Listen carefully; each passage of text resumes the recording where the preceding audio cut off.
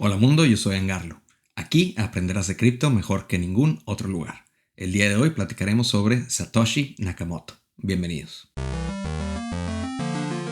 Bueno, nuevamente gracias por acompañarme a un nuevo episodio. Este es el episodio número 43 de este proyecto.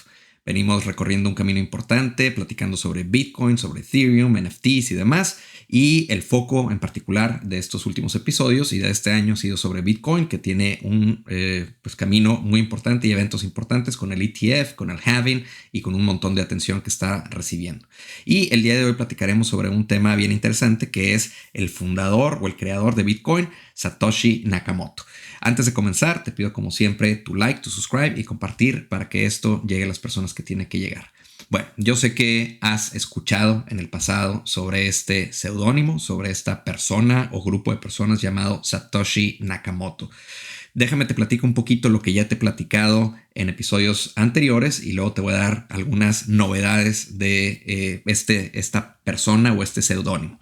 Entonces, lo que te he platicado antes es de que había a finales de 2008, 2007, un grupo, no sé si todavía existe o no, pero un grupo de entusiastas de encriptación llamados los cypherpunks.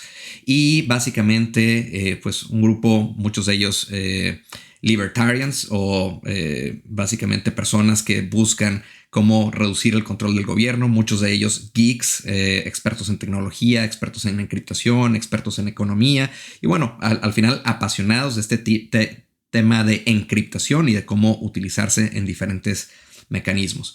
Y de pronto en uno de esos foros surge una persona anónima con este seudónimo llamado Satoshi Nakamoto, que pues bueno, de pronto tú lo escuchas y piensas que es un nombre asiático.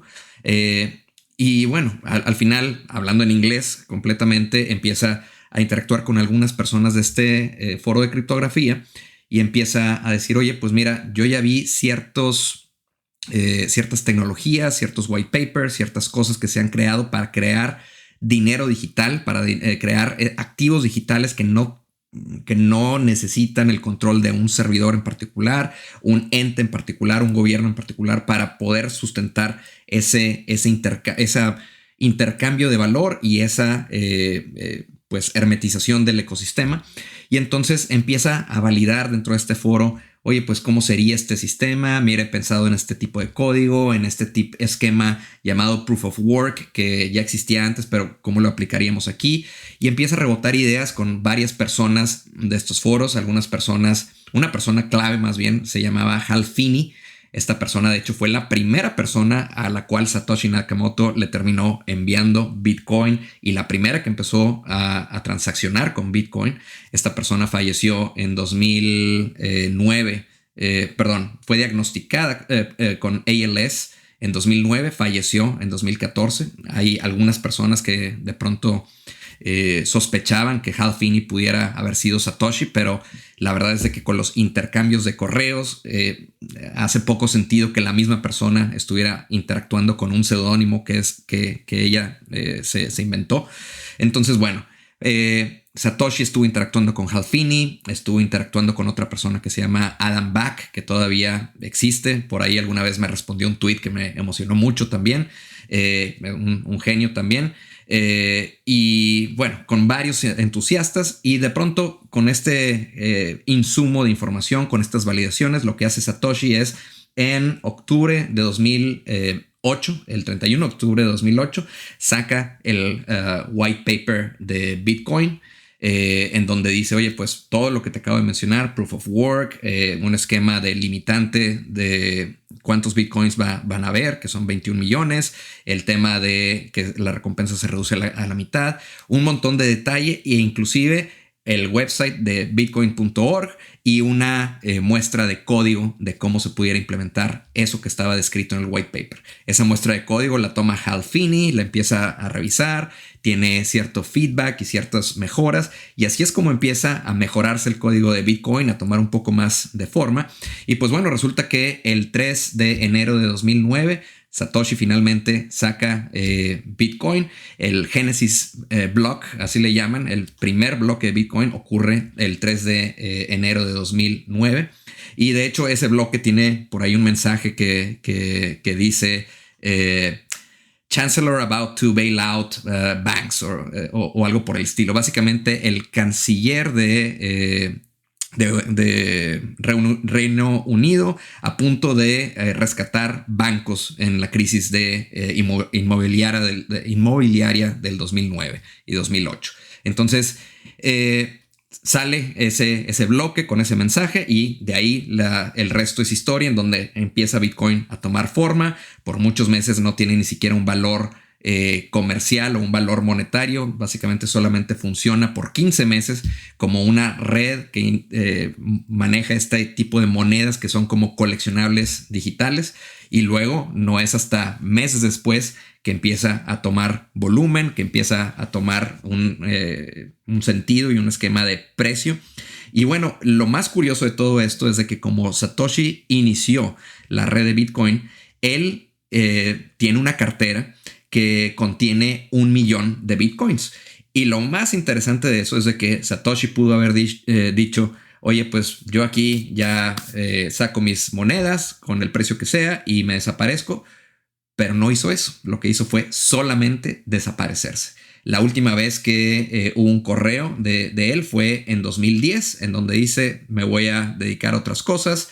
Bitcoin estaba en buenas manos, y desde entonces no ha habido un mensaje, no ha habido una muestra, no ha habido nada más que indique si Satoshi sigue vivo o no, si sigue vigente o no. Y lo más importante es si tiene todavía el control de su Bitcoin o no. ¿Por qué? Porque sin ningún centavo, ningún Satoshi, ninguna cantidad de Bitcoin que esté en esas carteras se ha movido jamás. Ahora, eso da un montón de especulación de si Satoshi fue una persona, o si fue un grupo de personas, o si fue un gobierno. Y la verdad es de que no hay manera de identificarlo, porque no ha habido nadie que haya podido descubrir quién es esta persona o grupo de personas. Y también porque no ha habido nadie que diga ser Satoshi que al final haya podido presentar evidencias y demostrar que esa persona es Satoshi. La muestra más sencilla sería mover o firmar una transacción que corresponda a esa cartera inicial que era de Satoshi, y nadie lo ha podido lograr. Entre esas personas que han dicho que son Satoshi, hay una persona de Australia, un ingeniero, un doctor de hecho, que se llama Craig Wright. Y bueno, esta persona, sí, no te voy a decir que no es una persona educada, que ha tenido dinero, que ha tenido ciertas patentes y demás, pero también tiene una historia importante de fraude y de presentar documentación inválida y demás. Y por la razón que quieras, hace unos años en algún tribunal le dijeron, oye, pues sí, tú presentaste suficiente evidencia y pues te voy a dar ciertos derechos de propiedad y de propiedad intelectual y de derechos y demás, para que luego tú saques tus patentes. Y la gente que realmente estaba metida en estos foros de encriptación y que realmente conocen el tema dijeron, no, esto es bullshit, esta persona no es Satoshi. Y bueno, ahora lo interesante de todo esto es de que existe un juicio que no ha terminado. Este episodio lo estoy grabando el 24 de febrero de 2024 y hay una comisión, se llama Crypto Open Patent Alliance o COPA, C-O-P-A. Y esa entidad legal, que es de nuevo un consorcio de personas que están viendo cómo va el tema de las patentes de cripto, está en discusiones y en un juicio con Craig Wright y con Adam Back y con algunas de estas personas que estaban desde el origen de Bitcoin, justo en estas semanas, tratando de, en el caso de Craig Wright, está tratando de demostrar que él es Satoshi Nakamoto. Hasta donde va el juicio al día de hoy, no ha podido demostrar absolutamente nada al respecto que confirme eso. Más allá de eso, han habido nuevas evidencias de que él ha modificado información. Entonces hay todavía más confirmación y especulación de que él no es Satoshi Nakamoto. Pero lo importante de esto, lo interesante de esto es de que algunas de estas personas que están siendo llamadas a testificar en este juicio están sacando como evidencia correspondencia nueva de Satoshi Nakamoto con ellas. Y son correos que antes no existía y hasta el día de hoy han salido 50 correos nuevos de Satoshi Nakamoto que de nuevo no han definido con ninguna precisión quién puede ser esta persona. Pero lo que sí han hecho es el detonar un poco más de especulación y de pistas de dónde o de quién pudiera ser, de dónde pudiera estar esta persona y de quién pudiera ser. Entonces, fíjate, no voy a entrar mucho a detalle, pero lo que te puedo decir que está bien curioso es de que dentro de estos 50 correos que son informales, que son previos a la salida de Bitcoin, al white paper, esta persona, Satoshi Nakamoto, con este seudónimo, escribe de una manera particular en donde después de un punto y seguido es punto, dos espacios y después comienza la siguiente oración. Y eso lo puedes ver en el white paper de Bitcoin también, en donde un punto y seguido es punto, dos espacios y luego la siguiente palabra que comienza la siguiente oración. Entonces es consistente en sus correos, en su forma de escribir. Más allá de eso, cuando hace comparativos de, oye, pues Bitcoin se pudiera apreciar en valor y demás, lo hace comparándolo con el euro y no con el dólar. Decía, si alguna vez Bitcoin llega a un euro o un Satoshi llega a un euro, vamos a tener que pensar en X, Y y Z. Bueno, el que diga que es un euro y no un dólar también pudiera dar una pista de que es alguien que está en Europa. También algo muy interesante es de que había mucha especulación, todavía la hay, de que esto pueda haber sido un grupo de personas, una agencia de inteligencia, una agencia de, no sé, del NSA, de Rusia, de algún grupo de hackers. Y al ver esta comunicación te das cuenta de que no.